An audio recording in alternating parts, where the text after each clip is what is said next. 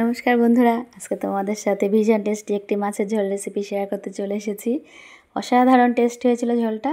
তো রান্নাটা কিন্তু ভীষণই সোজা। কচু দিয়ে রুই মাছের ঝোলটা আজকে আমি বানিয়েছি, ভীষণ টেস্টি হয়েছিল খেতে।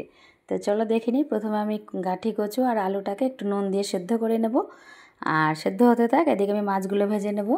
তো প্রথমে কড়াতে সর্ষের তেল গরম করে রুই মাছগুলো একটা একটা করে দিয়ে একটু উল্টে পাল্টে আমি ভেজে তুলে নেব। তো দেখো মাছটা আমার ভাজা হয়ে গেছে, এখন আমি তুলে নেব। আর এদিকে একটা মশলা রেডি করে নিচ্ছি। দিয়েছি 1 চামচ সাদা জিরে, একটু আদা, একটা মিডিয়াম সাইজের পেঁয়াজ, একটা টমেটো আর কয়েকটা পাকা লঙ্কা দিয়েছি। দিয়ে সামান্য একটু জল দিয়ে একটা মিহি পেস্ট তৈরি করে নিলাম। আর এদিকে কড়াতে তেলে সাদা জিরে ফোড়ন দিয়েছি, দিয়ে ওই বেটে রাখা মশলাটা দিয়ে স্বাদ মতো নুন আর হলুদ গুঁড়ো দিয়ে একটু কষিয়ে নেব। খুব ভালোভাবে মশলাটা কষাতে হবে। দেখো মশলাটা আমার কষানো হয়ে গেছে। এখন এই সেদ্ধ করে রাখা আলু আর কচুটা দিয়ে দিলাম, দিয়ে আবার সামান্য একটু জল দিয়ে আরও 2 মিনিট মতো কষিয়ে নেব। বেশ খানিকক্ষণ কষিয়ে নিয়ে এখন এই দেখো সবজিটা কষানো হয়ে গেল। এখন ঝোলের জন্য একটু গরম জল দিয়ে দিয়েছি।